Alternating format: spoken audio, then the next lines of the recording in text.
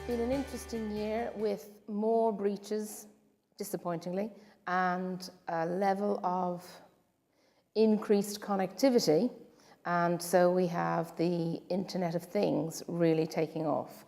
So we've seen more cyber connectivity. So we've seen a lot more engagement with wider industry and a need for more of that to come. So you have the juxtaposition of the need to be first to market and the speed at which that's happening from a manufacturing point of view and from a corporate point of view, with the desire for connectivity and for that to be free by the consumer.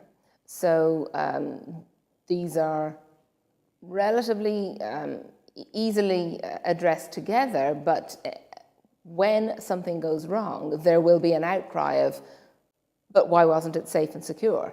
And the assumption by the consuming public is that by now we have spent a lot of money on technology.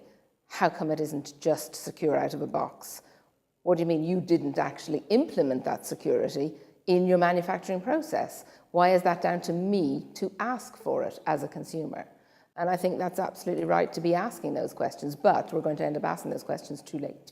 A lot of what we do is risk-based and trying to turn what we need to decide into evidence-based as opposed to risk-based, because your view of risk versus my view of risk will be different. So we all make our own personal risk decisions, and that escalates right through the corporate management chains.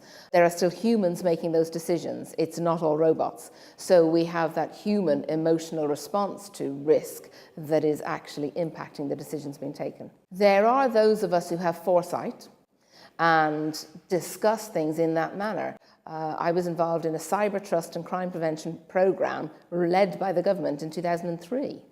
And so that's, 13 years ago. It started this month, 13 years ago. And we looked at a lot of these issues. And you find yourself now in that repeat hamster wheel of, we have to go back round. We don't actually share the knowledge when what we foretold is now actually happening. And it's like, those things should have been implemented already. But there's something about the almost secretive nature of our industry, because of course you can't share your worst breaches necessarily, apart from when law dictates you should. That means we keep a lot of the incidents and breaches to ourselves, industry per industry, and we haven't been sharing, so we haven't been learning. In spite of things like warning, advice and reporting points, WARPs, which are now turning into cyber information sharing points. It's like, okay, changing the labeling doesn't actually change what needed to be done. The sharing needed to be there, and we needed to actually learn from what was being shared and implement the changes. But the challenge there is that to do the implementation is costly.